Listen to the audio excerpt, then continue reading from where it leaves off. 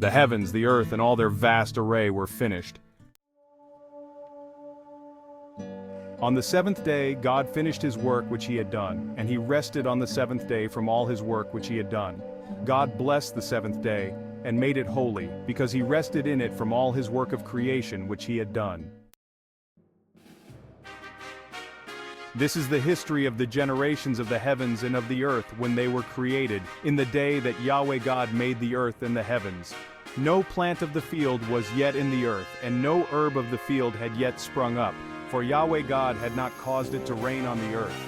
There was not a man to till the ground, but a mist went up from the earth, and watered the whole surface of the ground.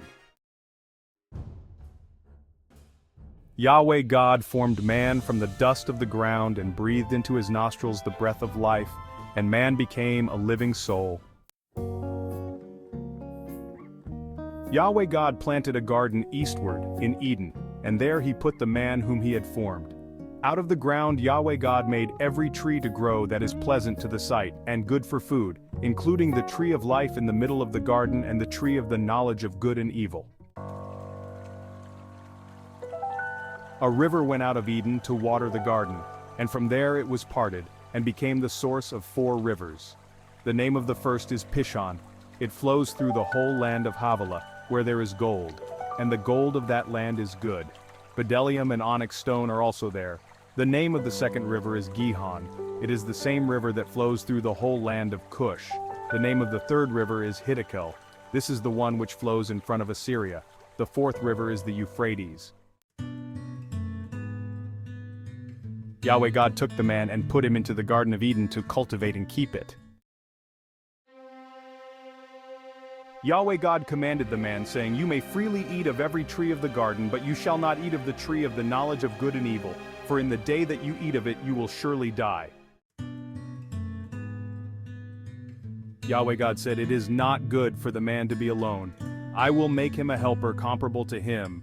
Out of the ground Yahweh God formed every animal of the field and every bird of the sky, and brought them to the man to see what he would call them. Whatever the man called every living creature became its name. The man gave names to all livestock, and to the birds of the sky, and to every animal of the field. But for man there was not found a helper comparable to him. Yahweh God caused the man to fall into a deep sleep.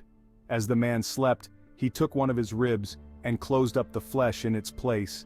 Yahweh God made a woman from the rib which he had taken from the man, and brought her to the man.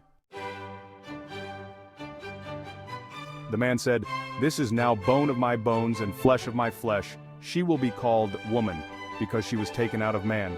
Therefore a man will leave his father and his mother, and will join with his wife, and they will be one flesh." The man and his wife were both naked, and they were not ashamed.